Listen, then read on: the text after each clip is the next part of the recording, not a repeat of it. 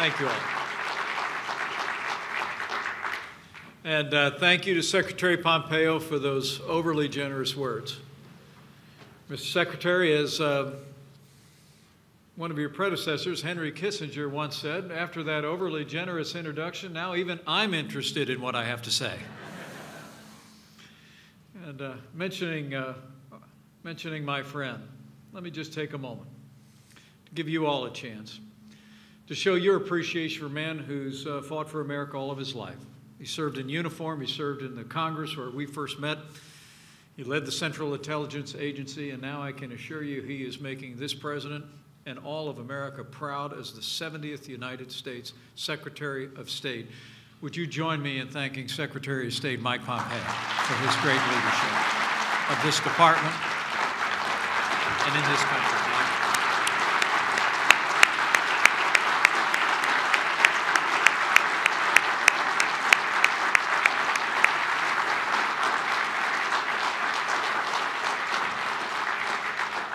To the more than 180 ambassadors and chiefs of mission here today, as well as the under and assistant secretaries in attendance, it really is an honor to join you for the 9th Annual Global Chiefs of Missions Conference.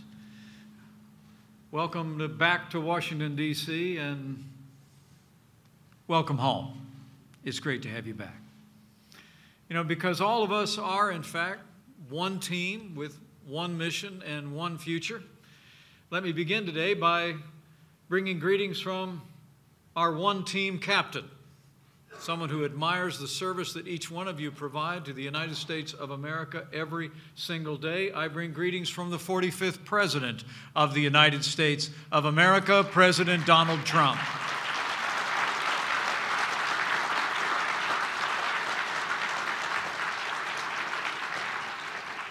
You know, I look around this room and I see so many noteworthy Americans. In fact, some of the most talented and experienced professionals who work every day for our country. You are our frontline emissaries, and I just want you to know that this president, his vice president, and our entire administration take the job that you do, the commitment that you live out, as seriously as each and every one of you do, and we are grateful.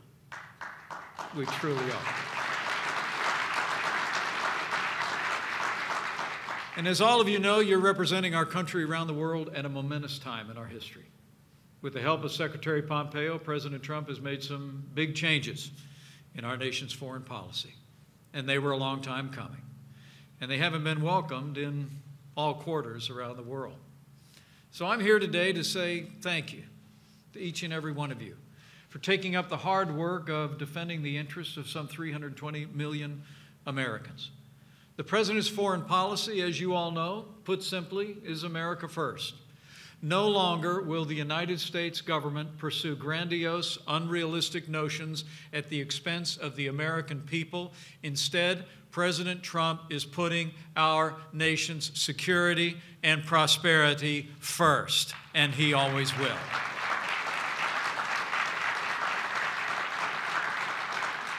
That's the vision the President laid out in our national security strategy a little more than a year ago. It's a strategy, as you know, based upon 4 overarching principles, and they bear repetition today. First, protecting the American people, the American homeland, and the American way of life. And we're doing that by enhancing our defense against weapons of mass destruction, combating biothreats and pandemics, and strengthening our border security. The second pillar is promoting American prosperity. And on that score, we've been rejuvenating our economy. We're also promoting free, fair, and reciprocal economic relationships, maintaining America's lead in research, technology, invention, innovation, and embracing American energy dominance. The third pillar of the President's strategy is advancing America's influence in the world. And we're encouraging our aspiring partners, working toward better outcomes in multilateral forums in every way we can. We are championing American values. And the fourth and final pillar of the President's national security strategy, as you well know, is to preserve peace through strength. And we're doing that with strong support in the Congress of the United States by renewing our military capability, strengthening our defense and industrial base, modernizing our nuclear forces, and even creating a space force as we strengthen cyber, space, offensive, and defensive capabilities. We are going to make the strongest military in the history of the world stronger still.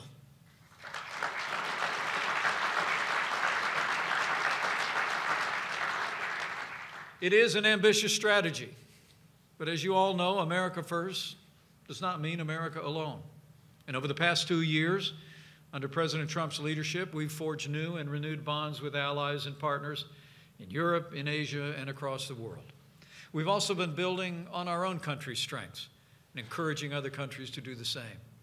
We recognize that a strong and prosperous America will help secure a world of independent and sovereign nation-state, each free to develop their own culture, pursue their own dreams, with all of us living side by side in peace and security. And there's no doubt this president's foreign policy is different from what the world has come to expect. But then the world itself has changed dramatically since the fall of the Soviet Union. Today, we're not up against one superpower, but several great powers competing with us for preeminence across the world. China, as we've observed, is using debt diplomacy and unfair trade practices to expand its influence. And as I made clear on that visit to the region just a few short weeks ago, the United States will always stand for a free and open Indo-Pacific where all countries can enjoy freedom of navigation and open trade.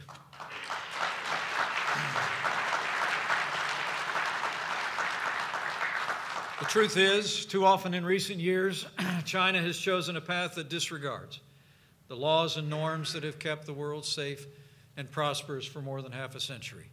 And the days of the United States looking the other way are over. And then beyond our global competitors, the United States faces a wolf pack of rogue states. First, there's the world's biggest state sponsor of terror, which is grappling for dominance in the Middle East by spreading mayhem in any country that opposes it. Of course, I speak about the Islamic Republic of Iran. Then there's the specter of dictatorship, which haunts the people of Cuba, Venezuela, and Nicaragua, defying world opinion and Latin America's broad embrace of freedom, democracy, and the rule of law. And while the president has started a promising dialogue with Chairman Kim, we still await concrete steps by North Korea to dismantle the nuclear weapons that threaten our people and our allies in the region. Unlike the Soviet Union and its many client states, no shared ideology or objective unites our competitors and adversaries except this one. They seek to overturn the international order that the United States has upheld for more than half a century. Truthfully, it is a pact surrounding what they perceive to be a common enemy. But the truth is, the United States will rise to that challenge. We will stand with our allies, and we will advance our values and our principles in the world.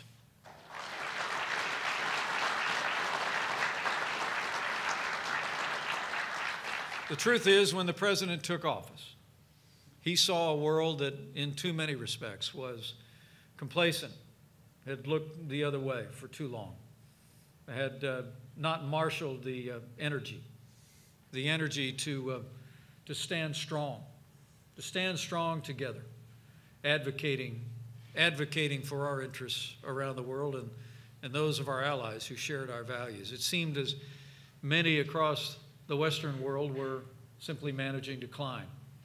But I think you all know President Trump is not a big fan of losing. He knew the only way to retake the initiative was to put our own house in order. And so from the first day of this administration, we have focused on revving up this economy. We've cut taxes. We've cut red tape. We've unleashed American energy. And I'm pleased to report, thanks to the president's leadership and the energetic development of businesses large and small, we've seen more than 5 million new jobs created across the United States of America.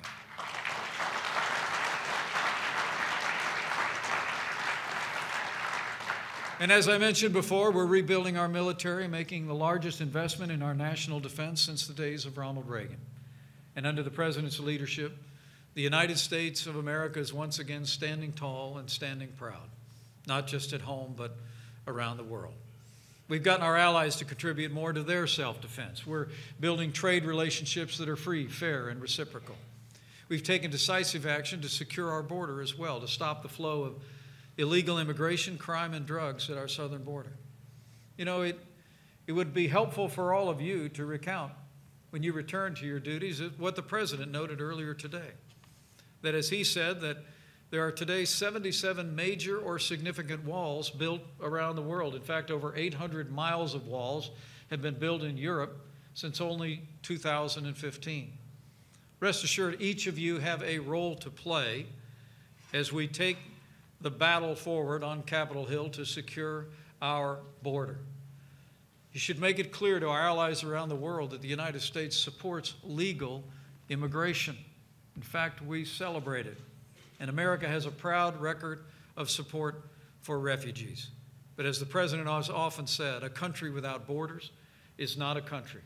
And so I urge you to assure our allies this administration will continue to stand for legal immigration, even while we address the humanitarian and security crisis on our southern border. We will secure the border of the United States of America for the sake of our people, our security, and our sovereignty.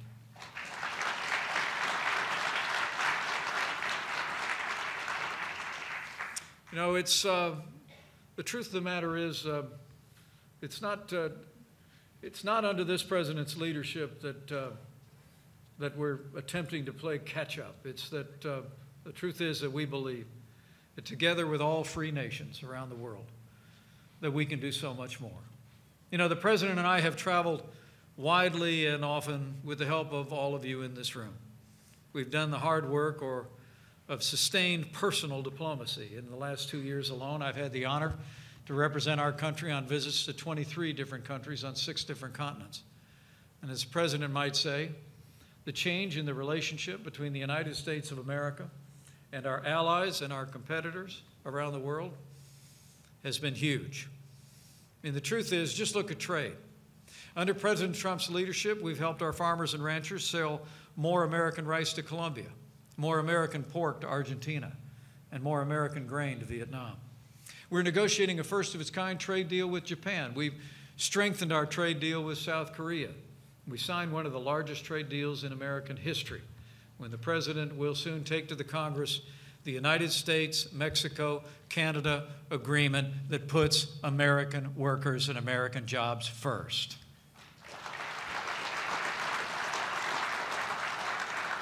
But as I mentioned before, perhaps most importantly, we've put China on notice. President Trump's direction, we've placed tariffs on $250 billion of Chinese goods, with the highest tariffs specifically targeting the advanced industries that Beijing is attempting to capture and control, the high parts of the modern economy. As the President's made clear, the United States is prepared to levy even more tariffs until China makes much needed structural changes and signs a trade deal that works, not only for their nation, but for ours. And we remain hopeful. We remain hopeful that China will come to the table. Even as negotiations take place as we speak, that China will come to the table and finally enter into a fair and reciprocal trade relationship. The truth of the matter is, we also need a better relationship with China and understand our relationship across the Indo-Pacific. We've all seen the aggressive efforts in the South China Sea by China. But the United States of America, as I said before and I say again, will continue to stand with nations across the region for a free and open Indo-Pacific and for freedom of navigation on the 7 seas of the world.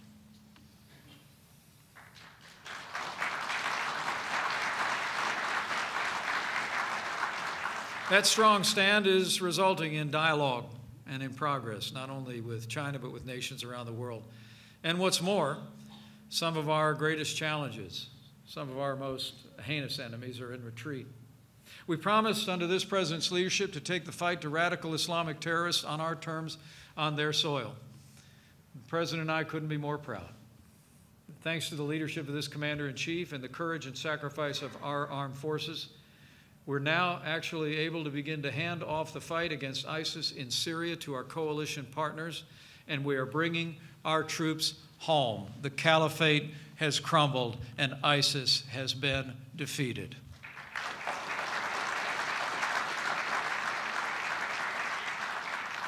Now, we'll stay in the region and we'll stay in the fight to ensure that ISIS does not rear its ugly head again. We will protect the gains that our soldiers and our coalition partners have secured. But this president has often spoken about his desire to bring an end to endless wars in America and the ability to bring our troops home, to bring them home in an orderly and an effective way out of their current deployment in Syria remains a priority for this president.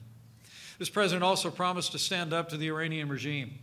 As we stand today, Iran is now under unprecedented pressure to change its ways. Many of you in this room have helped to spread our message, and we couldn't be more grateful. The message that the disastrous nuclear deal benefited the very mullahs who oppress their people. And even as we've striven mightily to protect our most important interests, we've also fought hard. We've also fought hard not only to stand up to those who would challenge us, but to advance American values on the world stage. You know, here in this nation, we cherish the ideals of our founders. We've long held the belief that those ideals and values that we cherish are not just our birthright, but they're the birthright of all mankind. Because the founders of this nation believed and enshrined that all men and women are created equal, that we're endowed by our Creator with certain unalienable rights: life, liberty, and the pursuit of happiness. And as well, we've championed those values around the world. And I couldn't be more proud, as the President is, of the efforts each one of you have done to advance freedom of speech, freedom of the press, and our first freedom, the freedom of religion. Let me assure all of you gathered here today, protecting and promoting religious freedom is a foreign policy priority of this administration.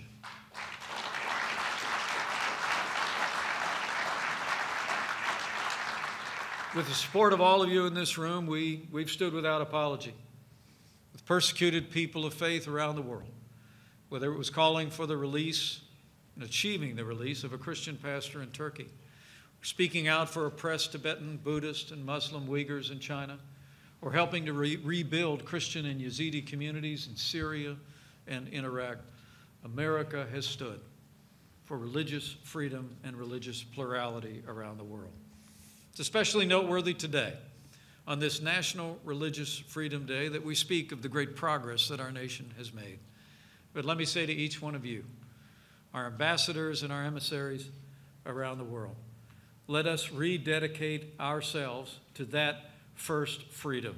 As you return to your post, you may communicate to our allies and all who would listen that this administration and this people will always be a champion of people of faith.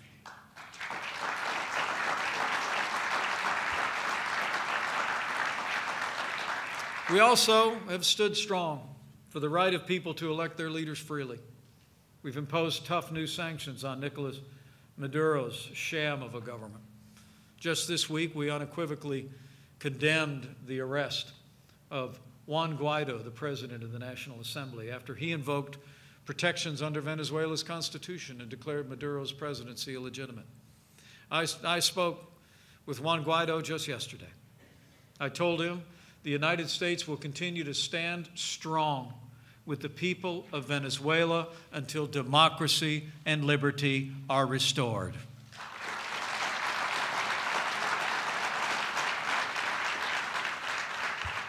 And for all the changes in administration policy, for all the changes in world affairs, the United States of America remains what we've always been. To millions around the world, that shining city on a hill. As the 40th President of the United States once said about that city, and I quote, "After 200 years, 2 centuries, she still stands strong and true on the granite ridge, and her glow has held steady no matter what storm." You are those that help shine that light from the shining city. And the truth of the matter is we wouldn't be able to defend this city. We wouldn't be able to share the values and the priorities of that city on a hill without the people in this room.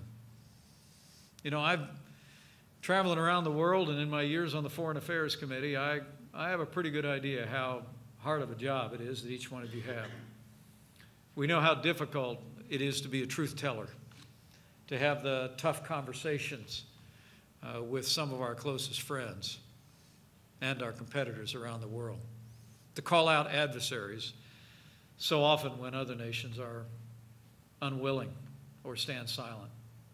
In the last 2 years, you've done so much for our country, and the President and I couldn't be more grateful. But before I leave today, I want to ask all of you one more favor. When you go back to your missions, I want you to deliver a message to everyone you meet, friend and foe alike. And don't just use words. Tell them by always showing up, standing your ground, carrying yourselves with confidence worthy of free men and women. Tell them America is back.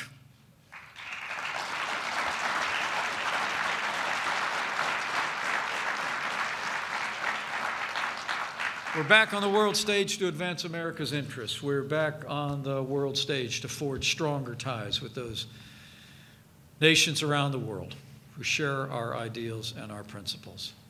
And we're here to stay. Now, not everyone will be thrilled to hear this message. But you know, as I think of your situation, my mind actually goes back to our first minister to the court of St. James, John Adams, who also happened to be the first vice president of the United States. Now, not too long after he'd taken up that post, I'm told that he brought his friend Thomas Jefferson to a reception of the King of England's, where they were both quite pointedly snubbed by His Majesty. It must have been terribly frustrating for them. But then, how could they have expected anything different?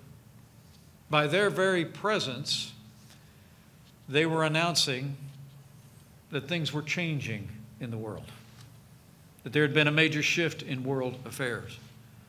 Their presence there in the court of St. James was proof positive that democracy was on the march, that no empire, however strong, could conquer a people yearning for freedom.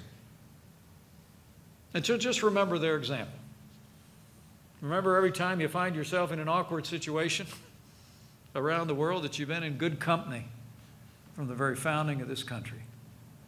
And remember that by your very presence out all across the world, you represent not only the interests, but the values and the ideals of 320 million American citizens. And you represent our way of life. It's a heavy burden, no doubt. But the President and I know you're up to it. I know none of you would have it any other way. So to all the ambassadors, chiefs of mission, dedicated Americans who are here today, as you prepare to return to your post, let me extend to you the gratitude of the President of the United States, of his Vice President, and to no less extent the American people.